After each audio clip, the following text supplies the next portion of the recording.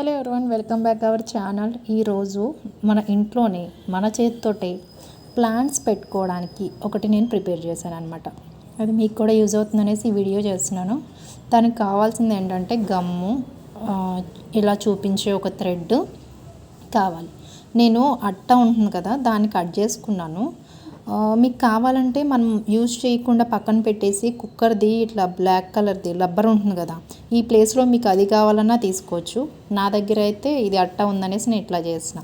మనం తోరణాలు కట్టుకునే కురుపోసు ఉంటుంది కదా, గమ్ము పెట్టి అట్లా చుట్టూ మనం చుట్టుకుంటూ రావాలి.